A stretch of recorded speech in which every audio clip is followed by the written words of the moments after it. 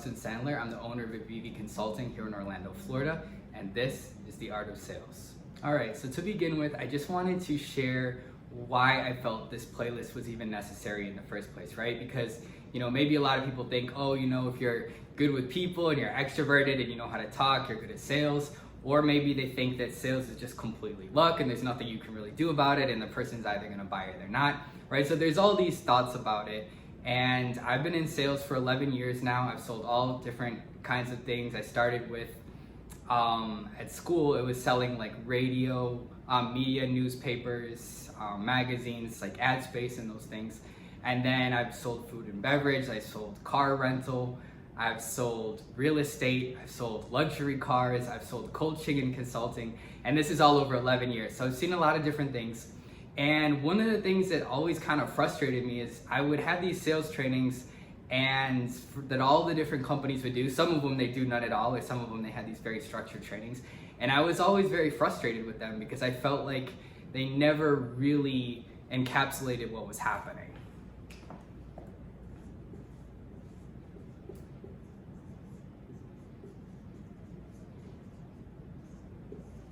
So we've got my opening thoughts, right? I think some of the ways how the trainings would go, and I'm sure that you guys can probably relate to this as well, is maybe they would say, you need to do this, and then this, and then this, and then this, and then this, and then this, and then you close, right? And so you would go through this process with your prospects and you'd be doing everything right and you'd be so proud of yourself, but then you'd get to the end and it wouldn't work and you don't really understand why, right? Or maybe the company would teach you to say all the great things about them, right? Like you have to tell them that we're great in this way, and that way, and that way, and that way, and that way, and that way. And once you've covered all the ways you're so great, then you're gonna ask them to buy, right? And then you would try that and you would follow the template so well and then that wouldn't work. Or maybe you had people who were sort of trying to sneak in these packages and get people to buy things without them really realizing what they were even buying, right? So kind of a little bit of a deceptive thing, and the best trickster wins, right? And so I saw all these things, and what would always happen is I would get to the end and the prospect would have one of a couple responses, right? It would either be no, right? Definitely not, I don't want it. But usually a lot of times prospects, they don't want to tell you like that because they don't want to hurt your feelings and they don't want to make it awkward. And so maybe they will say something like,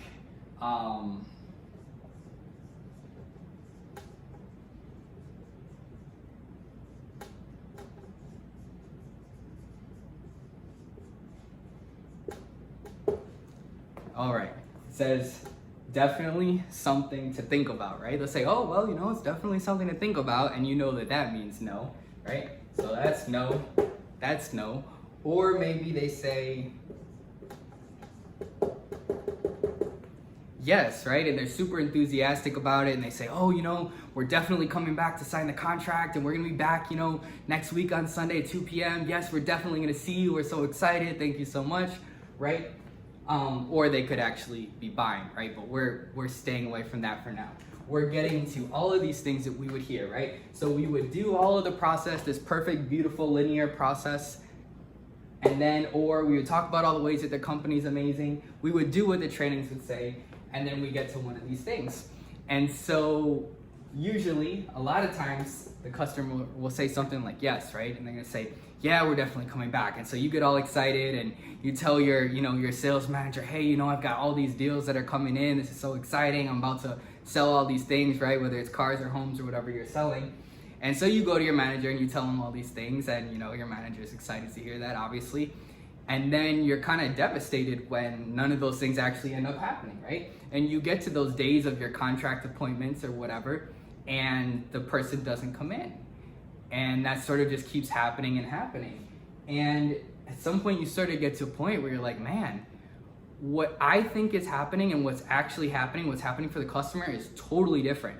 Like I realized that I was almost living like in a different universe, because I would be so sure that the answer was yes and they're coming in, and I just didn't understand how I could be so wrong and consistently wrong that those people would just not come in. I was like, there's something going on here that is not adding up, that I'm not understanding, I'm not doing this right? And this is something a ton of salespeople make these mistakes, because we're sort of given these trainings.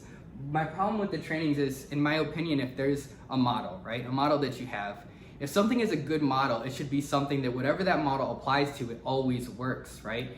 That thing, that model that's modeling something, when you put it in that situation, it always has a certain outcome, a certain process that always produces a certain result.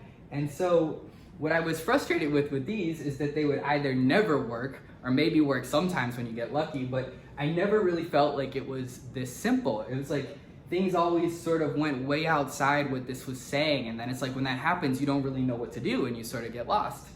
And so finally I got to a point where I actually ended up getting let go from a job, and obviously I was discouraged about that. And so when that happened, I really started thinking like, okay, I have to figure this out, right? And then when I got to my next job, I didn't sell anything within 30 days, and I was put on, I was written up for that. And so kind of during that time of leading up to that new job and being written up, I went into this period of like, I need to figure this out. I need to figure out what's happening, because there's my experience of what's happening and there's the customer's experience of what's happening, and they're not the same thing at all. There's some major disconnect going on, and I'm losing a bunch of sales, right? And when that happens, for one, you feel terrible, right? You feel crappy from a career standpoint and an overall life standpoint. You're not making any money, so you're broke and you're feeling crappy about yourself. And if you don't start selling, you're gonna be fired. So then you're gonna be unemployed, broke, and unhappy with yourself. So, misunderstanding what's happening is an enormous problem. And obviously for the company, you have a whole team full of salespeople that don't know what's going on, which most salespeople don't. Then that's a problem, right? There's a lot of money left on the table. And so what I started to do is I started to really study everything that I could find on body language, on sales, persuasion, influence, human behavior, personal development, performance, all of these things. And I just wanted to know, what were the best templates? Like, how is it that this works? What is it that I'm getting wrong? What are all the pieces that are part of this puzzle that I can put them all together and I can get the right answer? And so it was out of this frustration for all of these other sales trainings that never really made sense to me, the models that never really seemed to consistently apply, that I went into all this reading. And then over the next year and a half, I was in new home sales at this time. So in a community, and the person comes in, and your job is to sell them a home. And it was during this time that I sort of used that space like my science lab, almost like to run experiments, where I was just trying to figure out like, how does this work? For those of you who are familiar with new home sales, sort of similar to timeshare, similar to car sales, similar to probably a lot of other different things too.